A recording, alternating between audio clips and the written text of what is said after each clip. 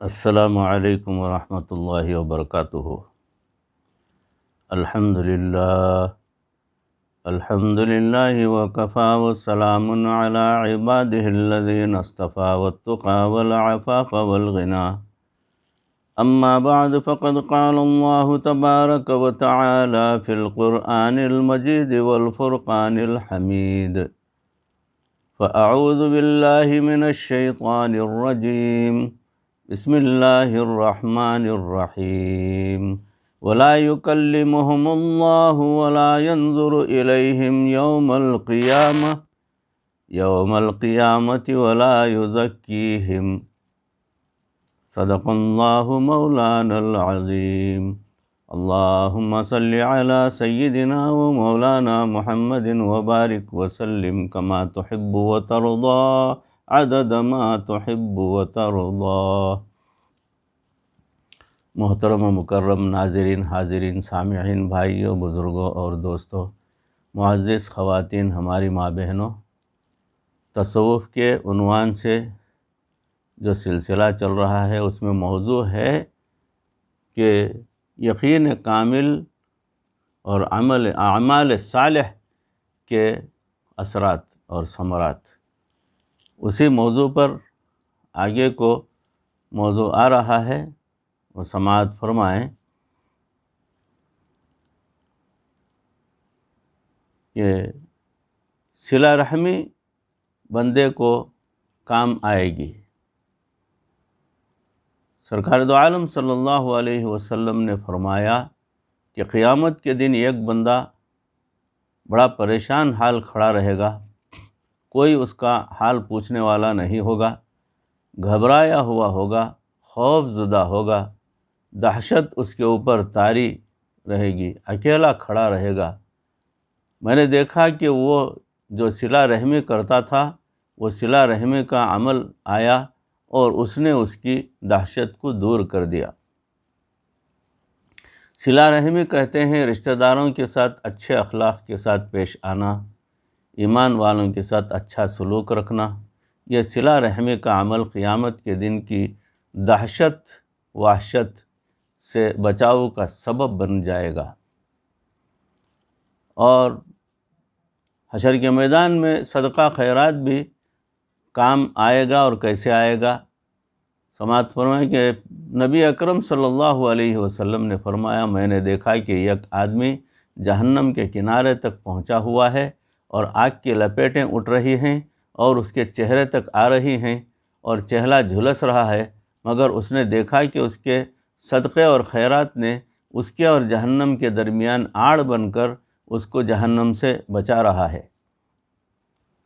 تو اللہ کے راستے میں دینا، دین کے کاموں میں خرچ کرنا چاہیے۔ ضروری تو نہیں ہوتا کہ ہر بندہ لاکھوں لگائے، کئی دفعہ ایک روپیہ جو اللہ کے راستے میں خرچ کرتا ہے بندے کے لیے جنت میں جانے کا سبب بن جایا کرتا ہے۔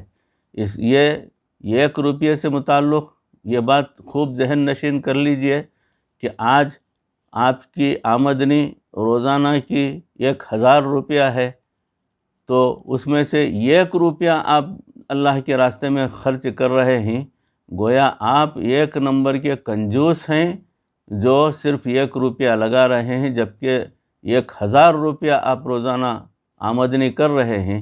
تو اس کے اعتبار سے آپ کو زیادہ سے زیادہ رقم جو ہے اللہ کے راستے میں صدقہ اور خیرات کرنے میں لگانا چاہیے۔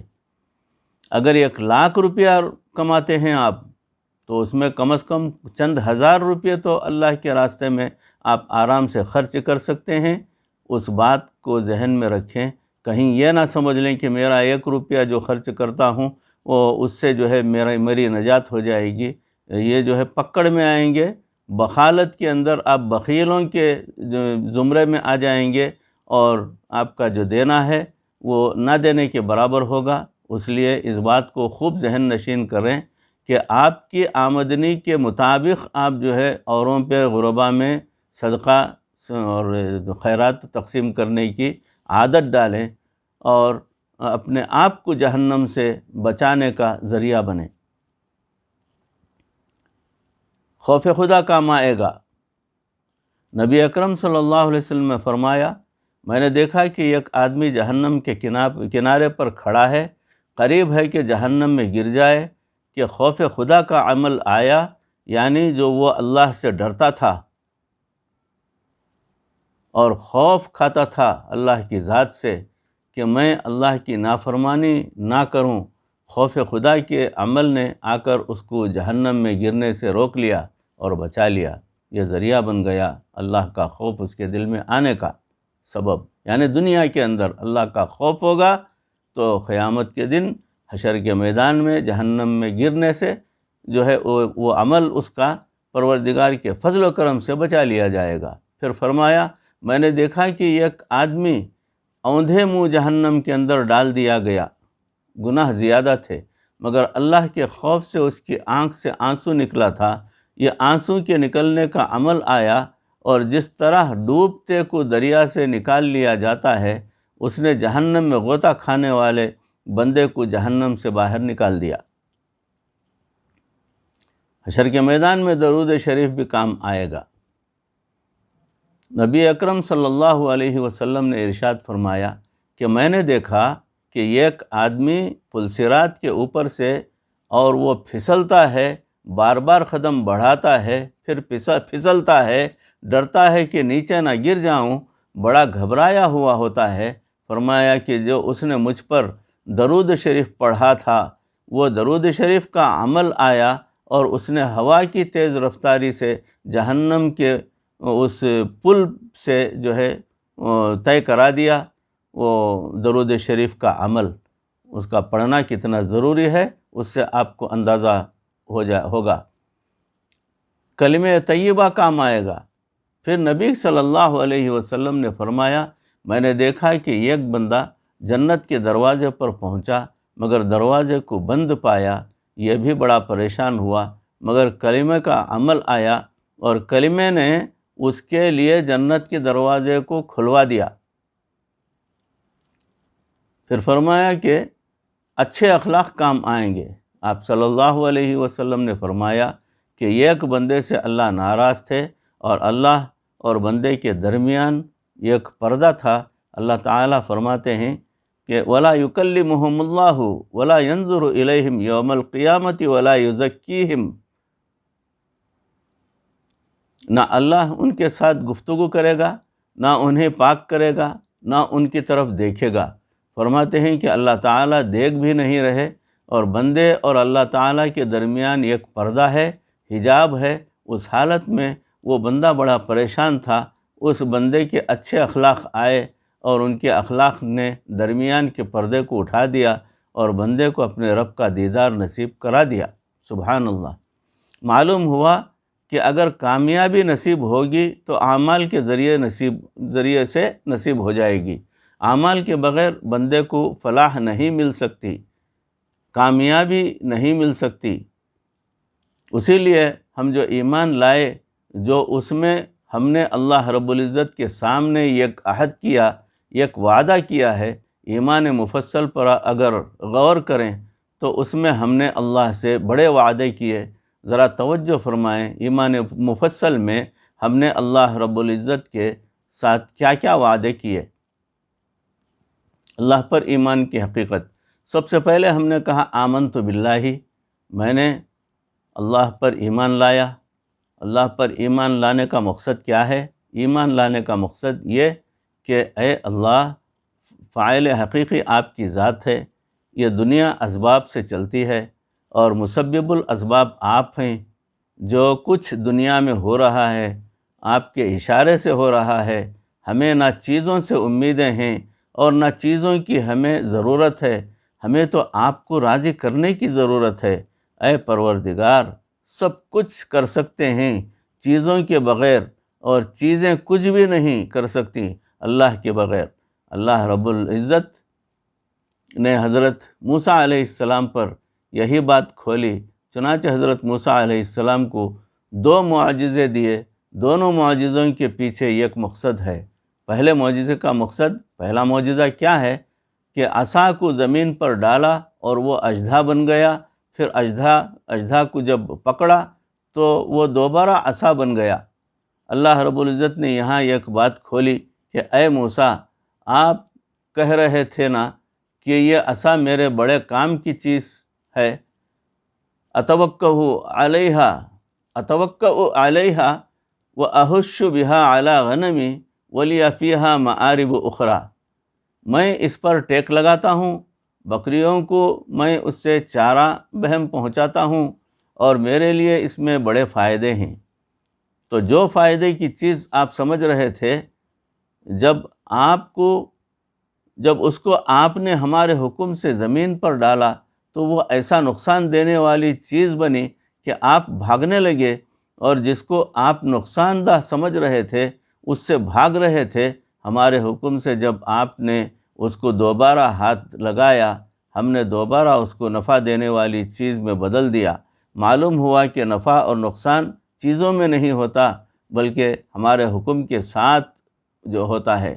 اللہ چاہتے ہیں تو وہ دودھ کو بندے کی صحت کا ذریعہ بنا دیتے ہیں، اسی سے بندہ جو ہے صحت مند ہوتا ہے، موٹا ہوتا ہے، اس کے توانائی اسے آتی ہے، اور اللہ چاہتے ہیں تو دودھ پینے سے فوڈ پوائزننگ ہوتی ہے اور بندہ موت کے منہ میں چلا جاتا ہے، ایسا بھی ہوتا ہے۔ یہی دودھ زندگی کا سبب بنا ہے، اور یہی دودھ انسان کی موت کا بھی سبب بن جاتی ہے۔ اس میں زندگی اور موت کے اثرات کس نے ڈالے؟ اللہ رب العزت نے۔ مومن کی نظر ہمیشہ اللہ رب العزت پر ہوتی ہے، وہ اللہ سے امیدیں رکھتا ہے، بندوں سے امیدیں نہیں لگاتا۔ آج کیا اللہ پر یقین ہے؟ نہیں ہے۔ ہم سوچتے ہیں ہمارا کارخانہ ہمیں پالتا ہے، ہمارا دفتر ہمیں پال رہا ہے، بزنس ہمیں پال رہا ہے، اور کمپنی ہمیں پال رہی ہے، ہماری کھیتی ہمیں پال رہی ہے۔ ہم اسباب کی طرف دیکھتے ہیں، اور اللہ تعالیٰ فرماتے ہیں تمہیں کوئی نہیں پال رہا، بلکہ تمہارا پروردگار تمہیں پال رہا ہے۔ اللہ تعالیٰ کی طرف نظر نہیں، بندے کی اللہ کی طرف نظر ہو تو وہ آدمی حرام کی طرف کیوں ہاتھ بڑھائے گا؟ اس کو تو پتہ ہی ہوگا کہ جب میرے اللہ نے مجھے دینا ہے تو وہ حلال طریقے سے دے گا، اس لیے وہ دھوکہ نہیں دے گا، وہ جھوٹ نہیں بولے گا، وہ رشوت نہیں لے گا، امانت میں خیانت نہیں کرے گا، وہ تمام گناہوں سے بچے گا، کیونکہ اس کے دل میں یہ ہوگا کہ میرا اللہ مجھے رزق دینے والا ہے، وہ یقیناً مجھے رزق پہنچا کر ہی رہے گا۔ اس لیے اللہ تعالیٰ نے موسیٰ علیہ السلام کے سامنے یہ بات کھولی۔ موسیٰ علیہ السلام کا دوسرا معجزہ کیا ہے؟ اس کا مقصد کیا ہے؟ سماعت فرمائیں۔ دوسرا معجزہ ید بیضاء کا دیا۔ ید بیضاء کیا ہے؟ آپ جو ہے اپنے سینے میں، اپنے گریبان میں اپنا ہاتھ ڈال دیتے، اور ڈالنے کے بعد جب ہاتھ باہر نکالتے تو اس میں سے، اس ہاتھ سے روشنی پھوٹتی، اتنی زیادہ روشنی پھوٹتی کہ پورا علاقہ منور ہو جاتا تھا۔ اللہ تعالیٰ نے حضرت موسیٰ علیہ السلام سے فرمایا کہ تم اپنے ہاتھ کو بغل میں لے جاؤ۔ نکالا تو وہ بہت منور ہو گیا، روشن ہو گیا۔ اس روشن ہونے میں کیا مطلب ہے؟ مطلب یہ ہے کہ اے میرے پیارے موسیٰ، کبھی ہم شکلوں کو بدلتے ہیں، جیسے عصا کی شکل کو ہم نے سانپ کی شکل میں بدل دیا، پھر سانپ کی شکل کو ہم نے عصا کی شکل میں بدل دیا، اور جب چاہتے ہیں ہم چیزوں کی خاصیت بھی بدل کر رکھ دیتے ہیں۔ یہ تمہارا ہاتھ تھا، اس کو منور ہونے سے کیا کام؟ لیکن ہمارے حکم پر جب آپ نے ہاتھ اپنے بغل میں ڈالا اور باہر نکالا تو ہاتھ منور ہو گیا۔ اللہ نے دو باتیں دکھا دیں کہ وہ اللہ رب العزت چاہیں تو کیا کر سکتے ہیں۔ تو مومن کا اللہ کے ساتھ ایمان پکا ہونا چاہیے کہ مجھے جو کچھ ملنا ہے اللہ سے ملنا ہے۔ اچھا، جس کو اللہ سے ملنے کا پکا یقین ہوگا، کیا وہ جائے گا قبروں پہ مانگنے کے لیے؟ وہ جائے گا مزاروں پر مانگنے کے لیے، اور وہ جائے گا کفریہ کام کرنے کے لیے؟ لوگ چھوٹے چھوٹے خدا بنے پھر رہے ہیں، اور ہر قسم کے برائیوں کے اندر لوگوں کو ملوث کرتے جا رہے ہیں۔ تو اس سے بچنا بہت زیادہ ضروری ہے۔ وفی السماء رزقکم، تمہارا رزق آسمانوں میں ہے۔ وَإِن مِّن شَيْءٍ إِلَّا عِندَنَا خَزَائِنُهُ، جو بھی چیز ہے ہمارے پاس خزانے میں ہیں، اللہ کے خزانے میں کوئی چیز کی کمی نہیں ہے۔ وَمَا نُنَزِّلُهُ إِلَّا بِقَدْرٍ مَعْلُوم، ہم ایک معلوم اندازے سے اتارتے ہیں۔ تو رزق تو اللہ اتارتے ہیں، فرماتے ہیں نحن قسمنا بینہم معیشتہم، ہم نے ان کے درمیان معیشت کو تقسیم کیا ہے۔ اور ہم کیا سمجھتے ہیں، لگتا ہے کسی نے رشتہ باندھ دیا، کاروبار باندھ دیا، یہ بالکل شرک کے قریب کی باتیں ہیں۔ ایسا کبھی بھی نہیں سوچنا چاہیے، نہ کوئی باندھ سکتا ہے نہ کوئی کھول سکتا ہے، یہ اختیار فقط پروردگار کا ہے۔ تو عام لوگوں کے پیچھے جانے کی کیا ضرورت ہے، ایمان خراب ہوتا ہے۔ بعض دوستوں کو کہتا ہوں کہ آپ کو دشمنوں نے پریشان کیا، شریف النفس نے پریشان کیا ہوا ہے، ادھر دھیان نہیں آتا کہ ہمارے خبیث نفس نے ہمیں پریشان کر رکھا ہے۔ تو آمنت باللہ جو ہم نے کہا، تو ہم نے ساری امیدیں اللہ رب العزت کے ساتھ لگا دیں۔ جو ہمیں ملے گا کس سے ملے گا؟ اللہ تعالیٰ سے ملے گا۔ اب سوچئے آج امیدیں کہاں لگی ہوئی ہیں؟ بتوں سے تجھ کو امیدیں، خدا سے نا امیدی، مجھے بتا تو صحیح اور کافری کیا ہے؟ تو جب ہم نے کہا آمنت باللہ، تو گویا ہم نے اللہ کے ساتھ عہد کر لیا کہ اے مالک، آج کے بعد ہم تمام اعمال کا فاعل حقیقی آپ کی ذات کو سمجھتے ہیں۔ فقال فعال لما یرید، آپ کی شان ہے جو ہو رہا ہے، آپ کی مرضی سے ہو رہا ہے۔ ہم آپ کی طرف رجوع کرتے ہیں۔ ایسا بندہ جو اللہ کی طرف رجوع کرے گا، پریشانی میں اللہ تعالیٰ کی رحمت آئے گی۔ ہم سے تو بچہ ہی زیادہ اچھا ہے۔ بچے کو ہم نے دیکھا کہ ماں کئی دفعہ جھڑکی دیتی ہے تو پھر بھی ماں کے پیچھے پیچھے کہتا ہے کہ میں بڑی مصروف ہوں، وہ مجھے کام کرنے دو، تنگ نہ کرو۔ پھر بھی ماں کے پیچھے پیچھے، اور کئی دفعہ تھپڑ لگا دیتی ہے، پھر بھی ماں کے پیچھے پیچھے جاتا رہتا ہے۔ ہم نے دیکھا کہ بچہ تھپڑ کھا کر بھی ماں ہی کے سینے سے لپٹتا ہے۔ کاش ہم دنیا میں اس قسم کی مصیبتوں میں گرفتار ہوتے تو ہم بھی اپنے پروردگار کے قدموں میں سر رکھ دیتے، ہم بھی اللہ کے در پر آ جاتے۔ مولا آپ کے در کو ہم نے نہیں چھوڑنا۔ ہم سے تو نمازیں ہی چھوٹ جاتی ہیں، کئی نمازوں کے لیے مسجد میں نہیں آتے، اور کاروبار کے کچھ حالات ٹھیک نہیں ہوتے، ٹھیک ہوں گے تو میں آؤں گا۔ اس کا کیا مطلب ہے؟ واہ، کاروبار ٹھیک نہیں، جو دروازہ سب سے پہلے چھٹا وہ خدا کا دروازہ تھا۔ یہ کیسی عقل مندی کی بات ہے؟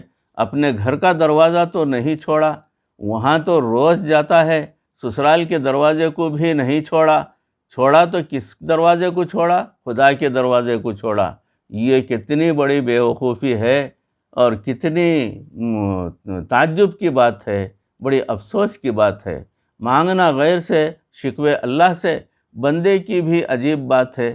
مانگنے کے لیے ہاتھ پھیلاتا ہے بندوں کے سامنے، اور جب بندوں سے کچھ نہیں ملتا تو ناراض ہو جاتا ہے، اپنے پروردگار سے کام نہیں ہوا۔ بھئی اللہ کے سامنے آپ ہاتھ پھیلاتے، پھر دیکھتے اگر ہم سب اسباب پر ایک چھٹانک محنت کریں گے، ہمیں اللہ سے منوانے کے لیے ایک من محنت کرنے کی ضرورت ہے۔ اس لیے یہ دنیا کی جغرافیے دن میں نہیں بدلتے، یہ راتوں کو بدلا کرتے ہیں۔ جب ہاتھ اٹھتے ہیں پھر اللہ تعالیٰ جغرافیہ بدلا کر دکھاتے ہیں، مقدروں کے فیصلے اللہ کر دیتے ہیں۔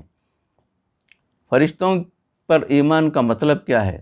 پھر اس کے بعد ہم نے کہا وَمَلَائِكَتِهِ، اس کے ملائکہ پر ایمان لائے۔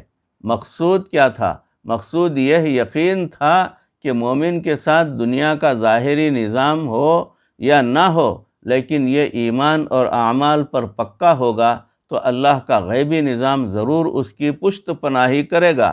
اللہ تعالیٰ فرماتے ہیں اے ایمان والو، اگر تم مدد نہیں کرو گے تو اللہ اپنے محبوب کا مولا ہے، اور اپنے محبوب کا اور جبریل علیہ السلام بھی ان کے دوست ہیں۔ اللہ تعالیٰ ایمان والوں کی مدد کے لیے فرشتوں کو بھیجتے ہیں۔ تو جب یہ یقین ہو کہ میں اپنی شریعت کی بات پر استقامت کے ساتھ ڈٹا رہوں گا، تو ظاہری نظام موافق ہو یا مخالف ہو، اللہ کا غیبی نظام ضرور میرے ساتھ ہوگا۔ اور اللہ تعالیٰ نے صحابہ کو جو فتح فرمائی وہ اسی غیبی نظام کے ذریعے فرمائی۔ لقد نصرکم اللہ ببدر وانتم اذلہ۔ دیکھا فرشتے اترتے ہیں، پھر فضائے بدر پیدا کر فرشتے تیری نصرت کو اتر سکتے ہیں گردوں سے، قطار اندر قطار۔ اب بھی فرشتے اتر سکتے ہیں اگر ہم ایمان لانے کے بعد نیک اعمال پر جم جائیں گے۔ کتابوں پر ایمان کا مطلب کیا ہے؟ اور پھر فرمایا وہ کتب ہی، اور کتابوں پر ایمان لے آئے، اس کا کیا مطلب ہے کہ اے اللہ ہمیں علوم الہیہ کے اوپر بھی یقین ہے، یعنی جو آپ نے قرآن میں بتا دیا کہ یہ کرو اس میں کامیابی، اور جو کہا نہ کرو اس میں ناکامی، گویا ہمیں احکام خداوندی پر ایسا یقین آ جائے۔ رسولوں پر ایمان کا مطلب، اور فرمایا وہ رسولی ہی، اور اللہ کے رسولوں پر ایمان کیا مطلب ہے کہ یقین دل میں آ جائے کہ اگر ہم نبی صلی اللہ علیہ وسلم کی سنت کی اتباع کریں گے تو زندگی کامیاب ہوگی، اور اگر اس کی مخالفت کریں گے تو زندگی ناکام ہوگی۔ اسی لیے اللہ تعالیٰ نے ارشاد فرمایا من یطیع الرسول فقد اطاع اللہ، جس نے رسول صلی اللہ علیہ وسلم کی اطاعت کی ایسا ہی ہے جیسے اس نے اللہ رب العزت کی اطاعت کی۔ تو نبی صلی اللہ علیہ وسلم کی سنت کی عظمت دل میں آ جائے کہ ان اعمال کو اپنانے سے ہمیں اللہ کی طرف سے رحمت ملے گی۔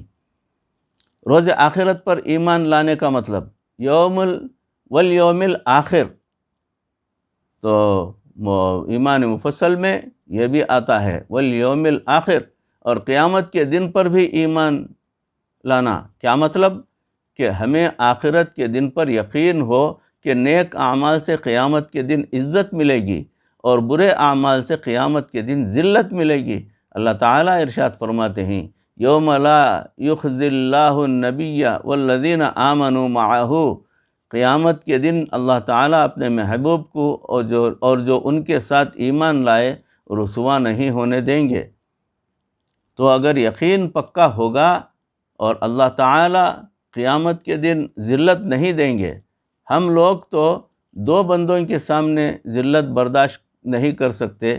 بیوی کو اگر خاوند بندوں کے سامنے ڈانٹ دے، ایک کے سامنے ڈانٹ دے، دن روتے گزر جاتا ہے، اور لوگوں کے سامنے اس نے ڈانٹا، تو بھئی قیامت کے دن ساری مخلوق کے سامنے معاملہ کھلے گا، پھر کیا بنے گا؟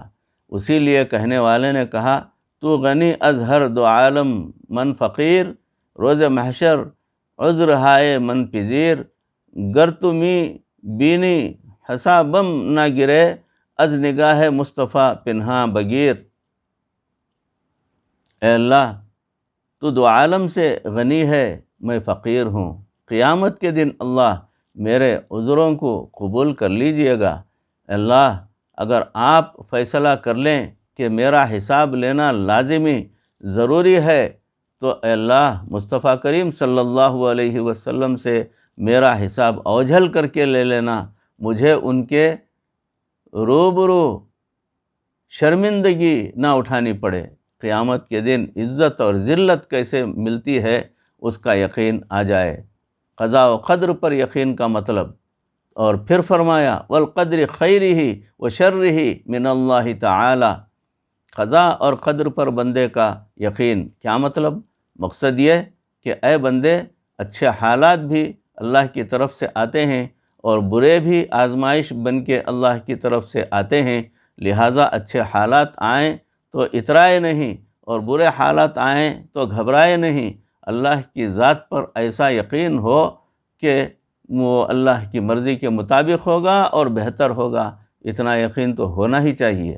موت کے بعد کھڑے ہونے کا یقین، اور پھر فرمایا والبعث بعد الموت، اور موت کے بعد قیامت کے دن کھڑے ہونے پر بندے کو یقین، جب قیامت کے دن کے بعد کی زندگی پر یقین ہوگا تو بندہ پھر اگلے جہاں کے لیے بھی تیاری کرے گا، موت کے لیے بھی تیاری کرے گا، اور اگر یہ یقین ہو کہ یہی دنیا کا گھر ہے تو سارا دن اسی میں لگا رہے گا، اور اگر آخرت کے گھر کی بھی فکر ہوگی تو انسان اعمال میں لگے گا تاکہ اللہ تعالی جنت میں گھر عطا فرما دیں گے۔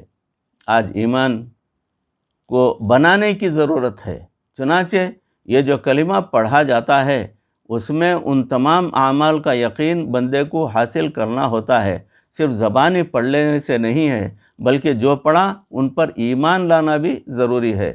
اس پر انسان کو اللہ رب العزت کی طرف سے رحمتیں اور برکتیں ملتی ہیں۔ صحابہ کرام نے ایمان پر محنت کی، فرمایا نبی صلی اللہ علیہ وسلم نے ہمیں پہلے ایمان سکھایا، پھر انہوں نے قرآن سکھایا۔ تو چونکہ ایمان بن چکا تھا، اللہ نے ان کو دنیا میں عزتیں عطا فرما دیں۔ بھائیوں، بزرگوں اور دوستوں، معزز خواتین، ہماری ماں بہنوں، موضوع چل رہا ہے، اسی موضوع کی اگلی کڑی انشاءاللہ اگلی نشست میں آپ حضرات کے روبرو پیش کرنے کی کوشش کروں گا۔ کہی سنی باتوں پر اس ناکارے کو اور آپ تمام کو بھی عمل کرنے کی پروردگار توفیق عطا فرمائے، دنیا اور آخرت بہتر فرمائے، اخلاص کی دولت ہمیں عطا فرمائے، اور ہمارے دلوں سے کدورت کو دور کر دے۔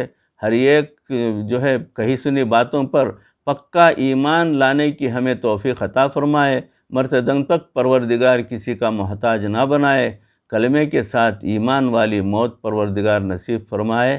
وآخر دعوانا ان الحمد للہ رب العالمین۔ السلام علیکم ورحمۃ اللہ وبرکاتہ۔